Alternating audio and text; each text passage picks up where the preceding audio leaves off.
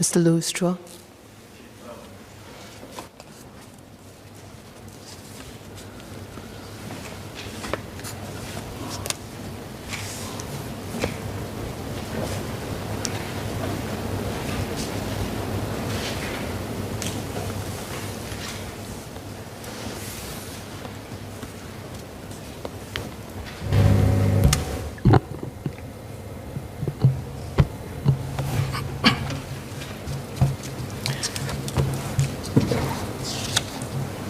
Madam, under the Employment of Foreign Manpower Act, or EFMA, work pass holders are only allowed to work for the official employer specified in their work pass card.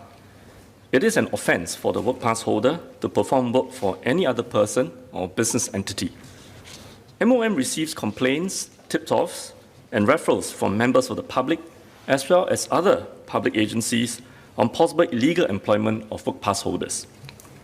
Based on the information received, MOM will conduct inspections and look into each and every allegation. At the same time, MOM also carries out proactive inspections based on our own analysis and triggers to detect possible illegal employment of work pass holders. Between the years 2016 and 2020, MOM issued at least a warning to an average of 160 work pass holders each year who were found to have engaged in illegal employment. All of them were debarred from working in Singapore. MOM takes a serious view of illegal employment. Work pass holders found to be engaged in illegal employment will face a fine of up to $2,000 or imprisonment of up to 2 years or both. MOM will also debar them from working in Singapore. Likewise, employers who employ any foreigners without a valid work pass will face a fine of up to $30,000 or imprisonment of up to 12 months or both. Their work pass privileges will also be suspended. Mr. Lustra.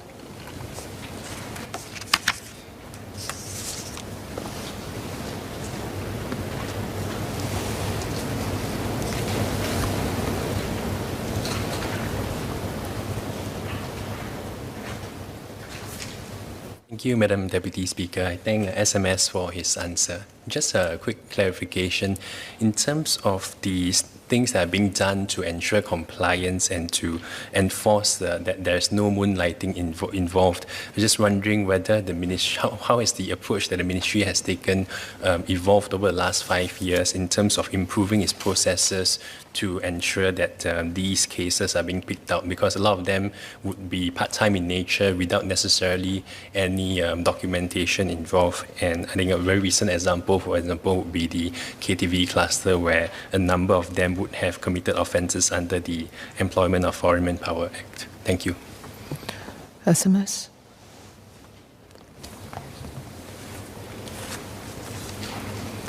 Madam, as I said before in my main reply, beyond the public tip-offs and complaints by perhaps a competing company, for example, we also conduct our own proactive data analytics to see if there are suspicious behavior that we ought to actually take proactive action to verify and to check. Beyond that, part of the work also involves educational efforts to make sure that foreign workers working in Singapore understand what constitutes illegal employment or violation of their work permit kind of conditions. So first, when we give an in-principle approval to the work pass applicants prior to their departure for Singapore, that letter actually states quite clearly that the work pass applicant can only work for the specified employer in that letter. And engagement and education of the migrant workers are done through several other initiatives and platforms. For example, the mobile app called FWMOM Care app, where MOM does push out these employment-related messages through the app. So it really is to help the foreign workers themselves know what is illegal and wrong. There's also a mandatory settling in program for first-time work permit holders, which also educates the migrant workers on their responsibilities and employment rights, as well as laws and regulations for working in Singapore. Prior to COVID, we actually do conduct a lot of road shows as well, at dormitories, at recreation centers, in public areas, where MOM engages these work pass holders on their rights and responsibilities. Of course, in present day, we utilize a lot of social media platforms and online medium to educate and raise awareness. And if we do have enforcement actions being taken, especially against companies who are egregious, we do publicize them on mainstream media as well as on online social media platforms, because this raises awareness and serves as a deterrent to other would-be offenders, whether it's employers or employees. Thank you, Madam.